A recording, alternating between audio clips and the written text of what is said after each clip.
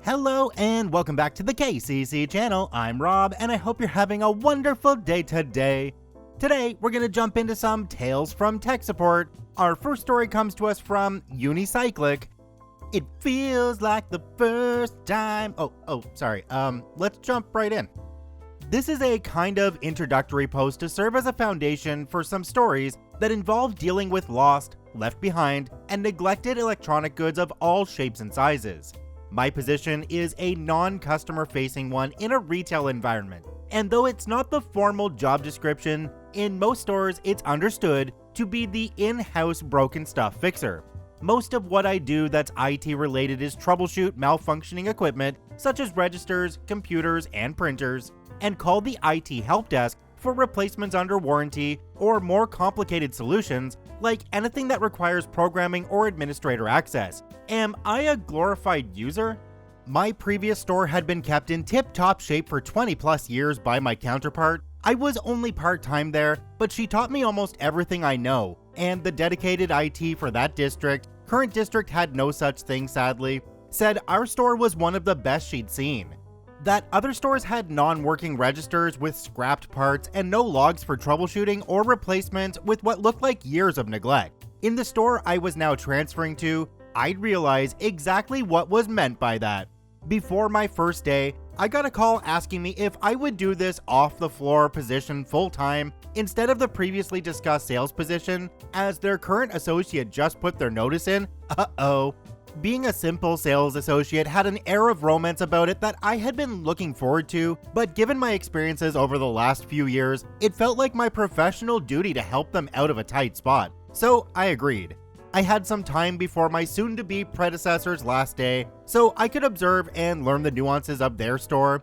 It was a complete 180 from everything I knew, and I must have looked truly horrified, because even with a mask on, people were asking me, "Are you alright?"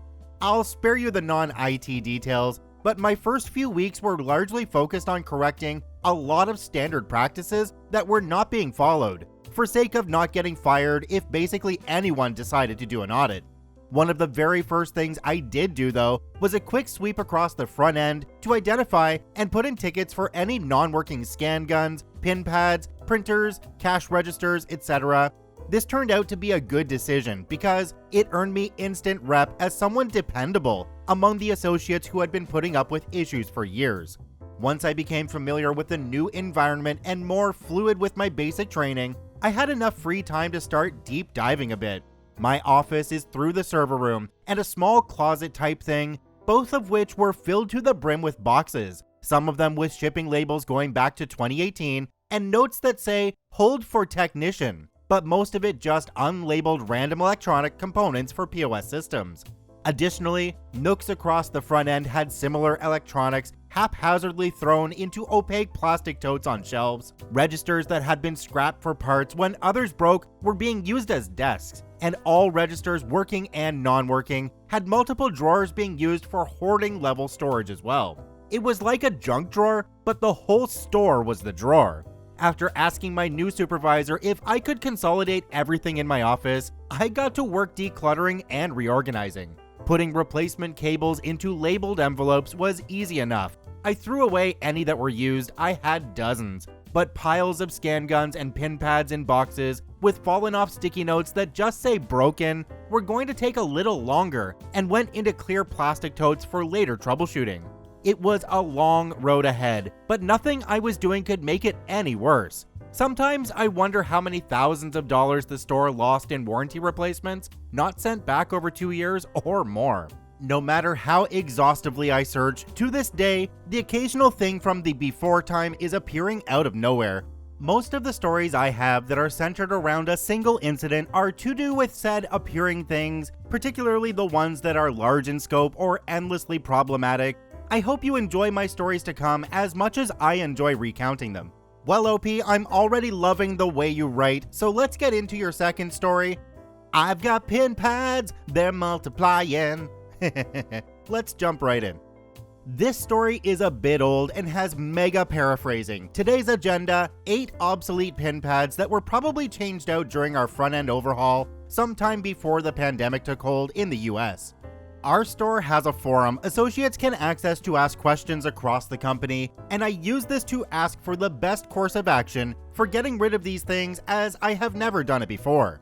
Someone from corporate saw my post and made arrangements for them to be shipped to a company that does end-of-life disposal for most of our tech, and left me all the necessary details in a private message. Excellent! Let me just box these up and take them to our shipping and receiving department so they can handle it from there. I have 8 pin pads here ready to be shipped out to company, and here are the details. Alright, is the whole pallet getting sent out or just those? The whole what?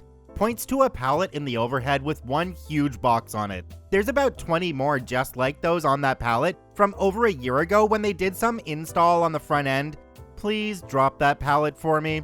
Sure enough, that pallet had probably 20 more of the obsolete style pin pad, as well as 6 new ones unopened with all the brackets and hardware to go with them. Not wanting to take up space on the floor, I whipped out my phone and started taking pictures of every relevant paper I could see before letting my coworker get it back in the overhead and running back to my office to ask more questions to the helpful woman from corporate on that forum. It turned out they already anticipated a pallet's worth of pin pads being left over from the refresh, and the shipping arrangements were for that pallet entirely. Double excellent. I relayed all this information to my coworker and the assistant manager above me. At first, she wanted me to just keep the 6 new ones, but changed her mind when I said we might get billed when they receive the pallet with this many less than we were shipped or marked as complete by the original installers. Things seemed fine until a month passed and we still had the pallet. I also had more time at this point to ponder things, and I realized the following. By my count, the pallet had 3 fewer new pin pads than it should, given how many were supposed to be installed around our store, and there existed 3 registers that had been so neglected, scrapped for parts, and used as storage shelves that they were unrecognizable as registers at the time of the refresh, and did not get the pin pads replaced. They did not even have plexiglass put up last year for distancing. Those 3 pin pads were definitely removed from the pallet, but not installed, and nowhere to be found. Not knowing that this project wasn't completed, and there are incomplete registers, it didn't seem right to try and send them all back. I went back to my manager to discuss this further. Hey, remember that pallet I told you about with the pin pads I said we might get charged for if we don't send them back? Yeah, I do. I changed my mind. I want to take 3 pin pads and the corresponding brackets off the pallet to use to finish the installation from a year and a half ago for these 3 registers. Do it. Music to my ears. Even if we hadn't gotten charged yet for those extra 3, and do because of this, it's easier than deciding later that we need to get these registers up and running and placing orders for new stuff that could get lost or just be the wrong thing. I shamefully go back to shipping and receiving and ask my coworker to drop the pallet for me again so I can take what I need and get to work. It was pretty simple to do. A few screws to remove the old bracket and put the new one on, and the new pin pad clicks right into place. Old pin pads are already on the pallet, and I just tossed the old brackets and cables in the trash since none of the ones from the original install were saved either. Making the shipping arrangements over again, on the other hand, didn't go quite as smoothly. The company changed social media platforms, and all my private messages with the relevant information got wiped, and I learned a valuable lesson about writing everything down. The phone number in the last page of the 2019 project just rings forever. The carrier requires a bill of lading, and the company we're shipping it all to can only provide me with the destination address. I had to get with a supervisor who worked in that department previously to help me create one and schedule a pickup. They missed that appointment, by the way. In between installing the new pin pads and calling to arrange for them to be shipped off, 2 more old pin pads were rediscovered and given to me.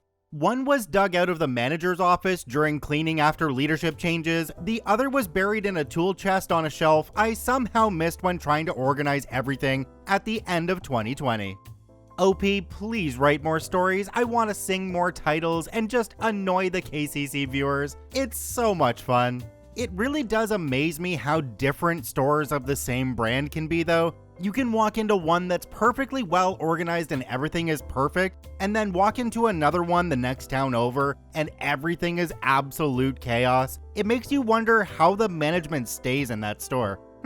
Do me a quick favor, have a look down below the video. If that subscribe button's still red, it means you're not actually subscribed to the KCC channel. Please hit that subscribe button for more daily Reddit stories. Our next and last story today comes to us from ULFR. There is no app data directory. Stop lying. Let's jump right in. Hi all, just recalled a story from many moons ago when I was in college doing internships when classes weren't happening because money.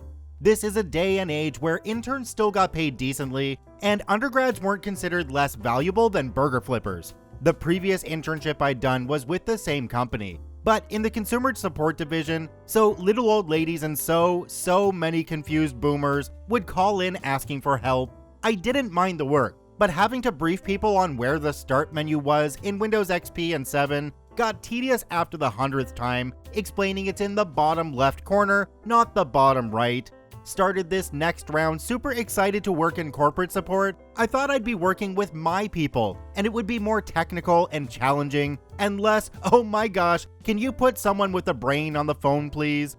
Suffice it to say, I was so very wrong. The company I worked for made and supported an antivirus, and no, I'm not telling which one. When someone called in, they were identified immediately, and the number of licenses they had for the product came up on the screen. This is important because it helps gauge the actual severity of an issue.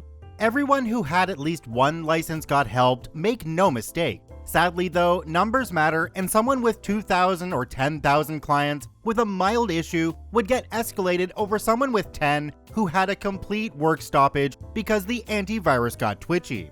All of this is background for the call. I answered the phone, and this guy, who made sure I actually added his job title and super important certifications to his contact information, network administrator and CCNA for those curious, this officious windbag then informs me he is calling because his databases won't update on any of his clients. This is a very common problem to have. If someone forgets to feed an internet hamster somewhere and a packet gets lost, the checksum won't match and the whole database gets flagged as invalid and starts throwing a tantrum. The solution takes all of 30 seconds, pause the antivirus, which doesn't work without a signature database anyway, go to a folder in the app data directory, delete the database files, re-enable the antivirus, and update. Job done. I tell the network administrator, CCNA, that this is a quick fix and he'll have to apply to each client before they'll update again, and I'll walk him through it once so he knows how to do it. He immediately exclaims in shock and dismay that he's not going to 150 computers and repeating this process. Remember the license information I had to get before I could help? Yeah, homeboy had 12 licenses and only 8 were active. Also, bear in mind that this process was not hard to do with GPO or so many other things that could have made the process painless, but I think that would require Mr. Network Administrator, CCNA, to dislodge his head from his rectum. But oh wait, it gets dumber. I calmly explain that there is no other solution for this particular problem. Packets get dropped and the bad database needs to be cleared before the software will actually work. He huffs and says, fine, whatever. Consumer style, I walk him through disabling the antivirus and then ask him to type app data into the address bar of the file browser, and he says no. That's not a real location on his computer, and now he wants to speak to my supervisor because I am clearly lying about where these files are located. At this point, my professional reserve cracks, and I blurt out, seriously? He then starts shouting about how serious he is, and he'll have my job for this. He's a paying customer with 500 licenses. Notice that increase, did you? And he will not stand for being lied to in this manner. Enough's enough. I put him on hold and stood up to do the cubicle peek. My supervisor's cube was next to mine, and I was gobsmacked to discover that he'd actually been listening to my call. I was considered a problem child because of possibly valid reasons, unrelated, and thus got my premium digs. He's actually got his face buried in his hands and doesn't look up when I ask if I should transfer the call. He just nods. I inform Mr. Network Administrator, CCNA, that he'll be transferred immediately and wish him a nice day. I go to the bathroom to splash water on my face and pinch myself to confirm this is real life and not a nightmare before sitting back down. And before I can take the next call in the queue, my supervisor gets my attention and asks me to come with him. We both walk over to the head of support's office.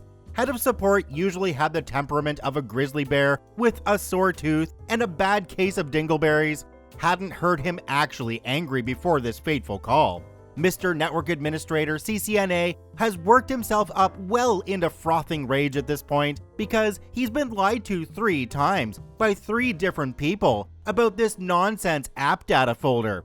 Now he's demanding a full refund of all 1,000 licenses he's purchased for the 5 years he's had them, and won't be satisfied until all 3 lying support minions are fired and he gets that nice fat check. Head of Support just has his fingers steepled and hasn't said anything since I've stepped into his office with my supervisor. I think he was just waiting for this clown show to wind down. Head of Support gets his time to get a word in and uses it to fullest advantage. In an eerily calm voice, he asks Mr. Network Administrator CCNA if he's done and says good before the man can actually respond. He goes on to say that this call is concluded because Mr. Network Administrator CCNA lacks the common sense to put his pants on before his shoes.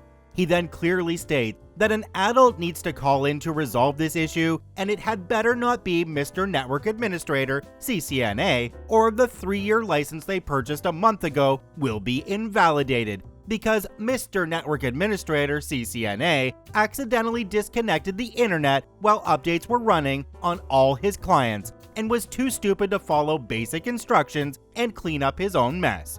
We actually heard him say, "How did you?" before the hang-up. Wound up actually helping that company fix the problem a couple days later when a nice lady called in. My guess is she was the most tech-savvy admin they had. Took all of 5 minutes for her to get the issue resolved completely. When I asked about Mr. Network Administrator CCNA, you could almost hear the eye roll. Apparently, the dude had precisely 0 certifications and hadn't actually graduated from any college. He got hired for data entry and volunteered to do network administration stuff for a small pay bump after a ransomware virus locked that whole company down and they needed someone immediately.